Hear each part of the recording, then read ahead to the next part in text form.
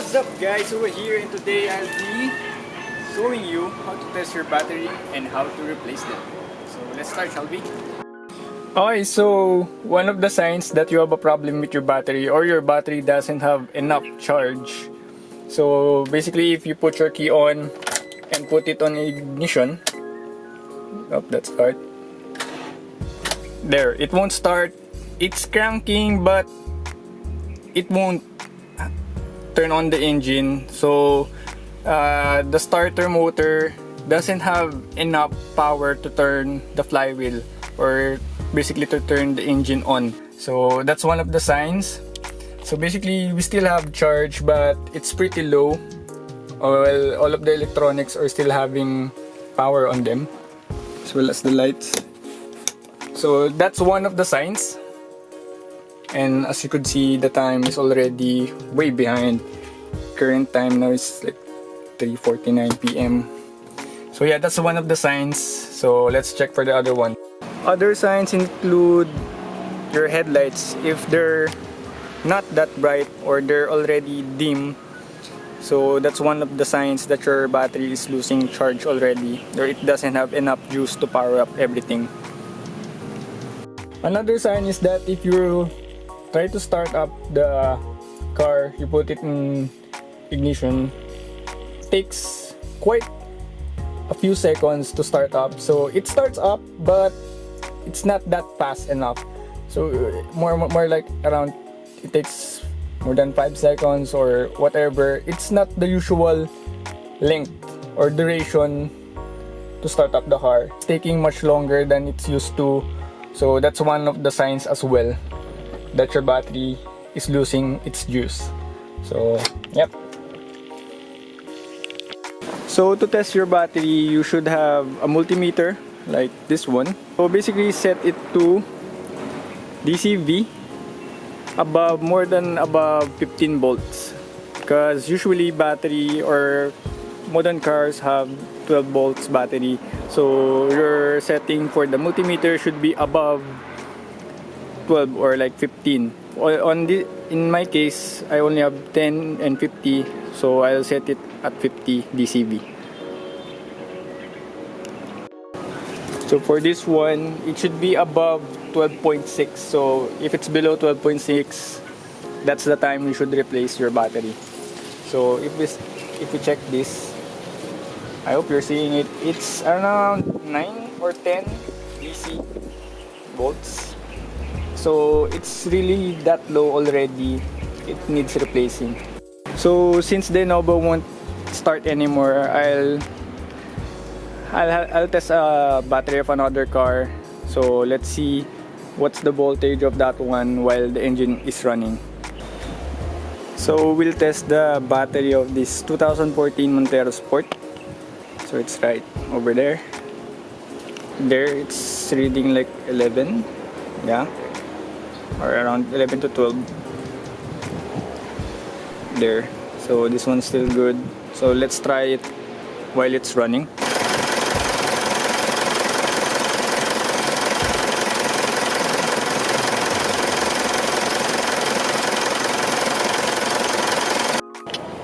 So this time we'll start testing for the load test. So that's when you start up. So that's checking if the battery has enough juice or charge to start up the motor. So okay.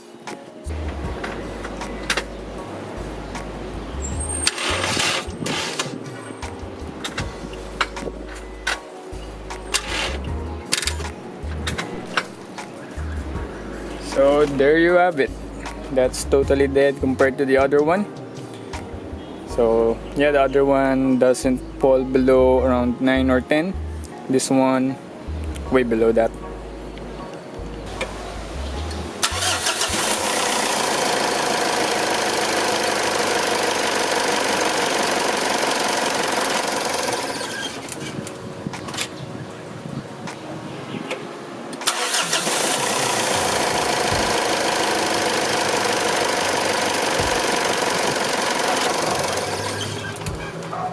So to remove your battery, we're gonna remove the negative terminal first, then the positive. So I went ahead and removed the the one for the negative. So just pull that out and put it somewhere else that it won't ground. So anywhere else that isn't metallic. Then you're gonna remove your positive side.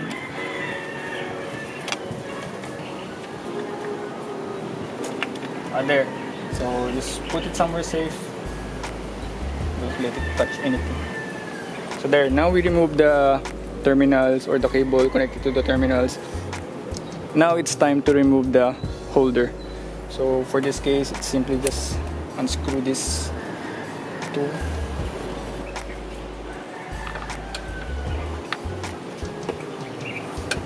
So there, just remove that, and your battery should be free. So put the screws somewhere you won't lose them, as well as the retainer. Then just pull the battery out. So I'll get this out of the way, and just it's quite heavy. So there we have the battery out, and it's pretty big.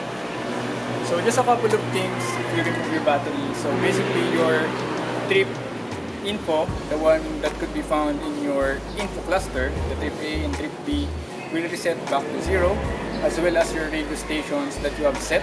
It will all go back to default, and as well as your computer or the car's computer, the ECU, it will all reset back.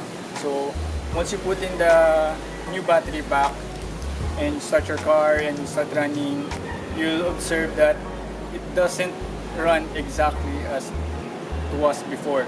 So you'll experience rough idle or like loss of power. That's because the computer is still relearning again all of those stuff.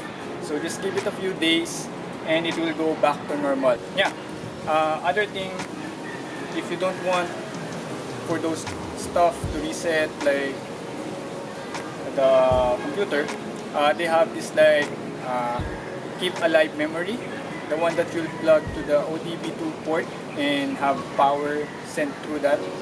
So just to keep everything in the state as it was before. So basically that doesn't reset if you remove the battery out. So yeah, keep alive memory, check that out as well if you don't want everything to restart.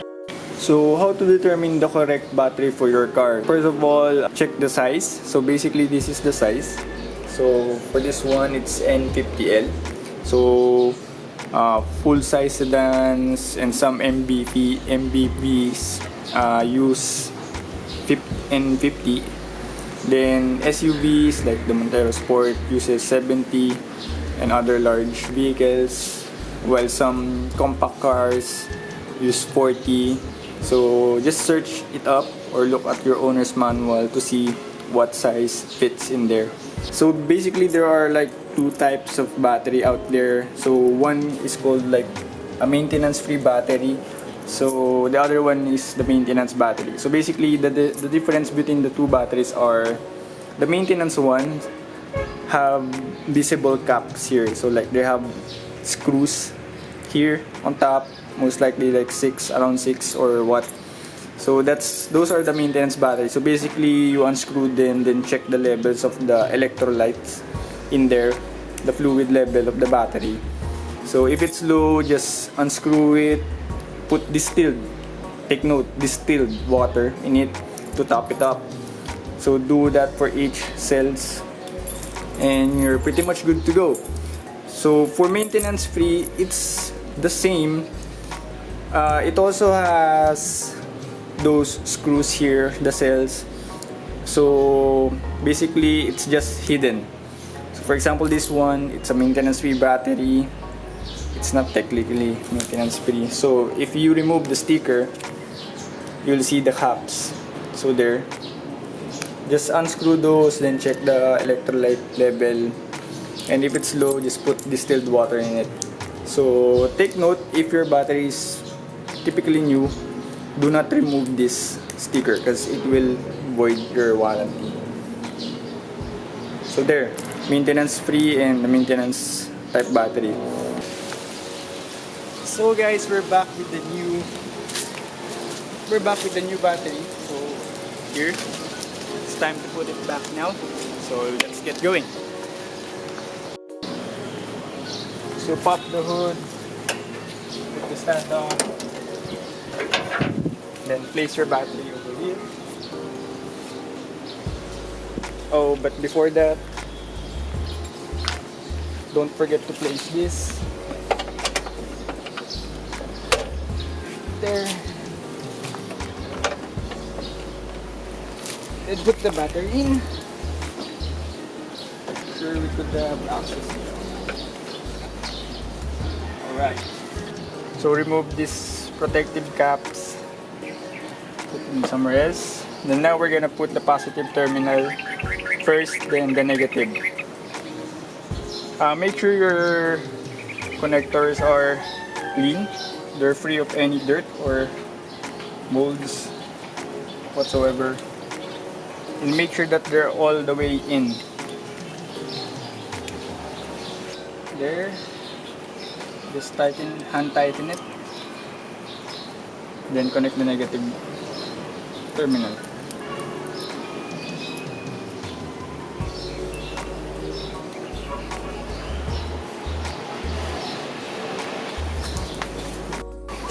So there, after putting those back in, make sure to tighten them up.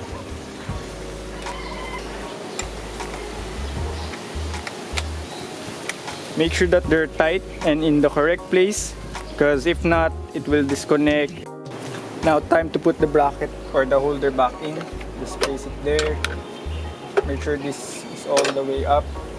Set the other one. So there, after that, make sure to put the cap back on for the positive side. And you're all good to go. So time to start up the car and let's see.